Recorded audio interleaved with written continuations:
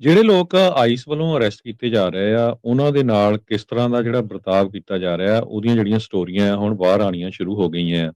Florida ਦੇ ਵਿੱਚ Miami ਏਰੀਏ 'ਚ ਜਿਹੜੇ ਇੱਕ ਡਿਟੈਂਸ਼ਨ ਸੈਂਟਰ ਦੇ ਵਿੱਚ ਕਹਿੰਦੇ ਇਨਮੇਟਸ ਨੂੰ ਰੱਖਿਆ ਗਿਆ ਤੇ ਉਹਨਾਂ ਨੂੰ ਕੁੱਤਿਆਂ ਵਾਂਗ ਫੂਡ ਖਾਣ ਲਈ ਮਜਬੂਰ ਕੀਤਾ ਗਿਆ।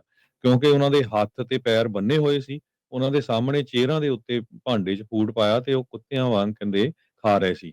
ਇਹ ਗਾਰਡੀਅਨ ਨਿਊਜ਼ਪੇਪਰ ਨੇ ਰਿਪੋਰਟ ਕੀਤਾ, ਕੋਈ ਇਹ ਇੱਕ ਇੰਡੀਵਿਜੂਅਲ ਜਰਨਲਿਸਟ ਵੱਲੋਂ ਨਹੀਂ, ਜਿੰਨੀਆਂ ਵੀ ਐਡਵੋਕੇਸੀ ਆਰਗੇਨਾਈਜੇਸ਼ਨਸ ਆ, ਜਿਨ੍ਹਾਂ ਦੇ ਵਿੱਚ human rights watch, Americans for immigration justice, sanctuary of the south, ਇਹਨਾਂ ਸਾਰਿਆਂ ਨੇ ਇੰਟਰਵਿਊ ਕੀਤਾ ਹੈਗਾ ਲੋਕਾਂ ਨੂੰ, ਜੋ ਅਰੈਸਟ ਹੋਏ ਸੀ ਜਾਂ ਅਰੈਸਟ ਦੇ ਵਿੱਚ ਸੀਗੇ।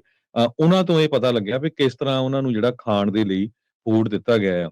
ਬਹੁਤ ਸਾਰੇ ਜਿਹੜੇ ਲੋਕ ਆ, ਜਦੋਂ ਉਹਨਾਂ ਨੂੰ ਅਰੈਸਟ ਕੀਤਾ ਗਿਆ, ਕਹਿੰਦੇ 24-24 ਘੰਟੇ ਬੱਸਾਂ ਦੇ ਵਿੱਚ ਉਹਨਾਂ ਨੂੰ ਰੱਖਿਆ ਗਿਆ, ਜਿੱਥੇ ਬੰਦੇ ਤੇ ਬੀਬੀਆਂ ਇਕੱਠੇ ਸੀਗੇ ਤੇ ਇੱਕ ਹੀ ਟਾਇਲਟ ਸੀ ਤੇ ਟਾਇਲਟ ਵੀ ਬਲਾਕ ਸੀਗੀ। ਸੋ ਬਹੁਤ ਹੀ ਮੁਸ਼ਕਲ ਵਾਲਾ ਜਿਹੜਾ ਉਹਨਾਂ ਦੇ ਲਈ ਜਿਹੜਾ ਕਹਿੰਦੇ ਸਫ਼ਰ ਸੀਗਾ 24-24 ਘੰਟਿਆਂ ਦਾ। ਬੋਵਰਡ ਕਾਉਂਟੀ ਦੇ ਵਿੱਚ ਇੱਕ ਜਿਹੜੀ ਪੋਂਪਾਨੋ ਬੀਚ ਸੈਂਟਰ ਤੇ ਉੱਥੇ ਇੱਕ ਜਿਹੜੀ ਜੇਲ੍ਹ ਹੈਗੀ ਆ, 44 ਸਾਲਾਂ ਦੇ ਡਿਟੇਨੀ ਦੀ ਮੌਤ ਵੀ ਹੋਈ ਹੈਗੀ ਆ। ਸੋ ਈਵਨ ਦੋ ਉੱਥੇ ਕੈਮਰੇ ਵੀ ਲਾਏ ਗਏ ਆ, ਪਰ ਜੋ ਜਿਸ ਤਰ੍ਹਾਂ ਦੀਆਂ ਖਬਰਾਂ ਆ ਰਹੀਆਂ, ਹੁਣ ਇੱਕ ਨਵੀਂ ਜਿਹੜੀ ਐਲੀਗੇਟਰ ਅਲਕਾਟਰਾਜ਼ ਫੈਸਿਲਿਟੀ ਬਣਾਈ ਗਈ ਆ ਫਲੋਰੀਡਾ ਦੇ ਵਿੱਚ, ਉੱਥੇ 5000 ਤੋਂ ਵੱਧ ਜਿਹੜੇ ਅਨਡਾਕੂਮੈਂਟਡ ਲੋਕ ਆ, ਉਹਨਾਂ ਨੂੰ ਰੱਖਣਾ ਹੈਗਾ ਤੇ ਟਰੰਪ ਹੋਣੀ ਤਾਂ ਜੋਕਿੰਗਲੀ ਕਿਹਾ ਸੀ ਵੀ ਸਾਨੂੰ ਇੱਥੇ ਹੁਣ ਸਿਕਿਉਰਿਟੀ ਗਾਰਡਸ ਦੀ ਜ਼ਰੂਰਤ ਨਹੀਂ, ਜਿਹੜੇ ਐਲੀਗੇਟਰਸ ਹੈਗੇ ਆ, ਮਗਰਮੱਛ ਨੇ। ਉਹੀ ਜਿਹੜੇ ਆ ਇਹਨਾਂ ਦੀ ਹੁਣ ਰੱਖਿਆ ਕਰਨਗੇ।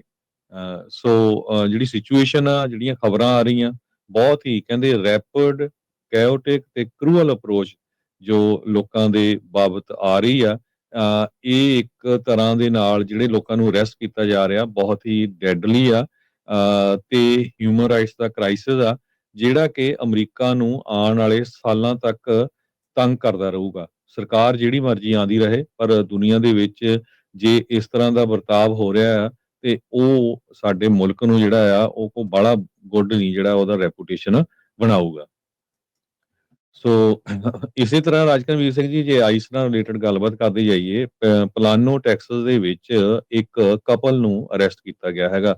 ਸਿਧਾਰਥਾ ਸੈਮੀ ਮੁਖਰਜੀ ਤੇ ਉਹਦੀ ਵਾਈਫ ਸੁਨੀਤਾ, ਦੋਨੋਂ ਜਿਹੜੇ ਗਾਣ ਵਜਾਉਣ ਦਾ ਕੰਮ ਵੀ ਕਰਦੇ ਹੈਗੇ ਆ, ਬਾਲੀਵੁੱਡ ਸਟਾਈਲ ਕਹਿੰਦੇ ਪਰਫਾਰਮੈਂਸ ਕਰਦੇ ਆ।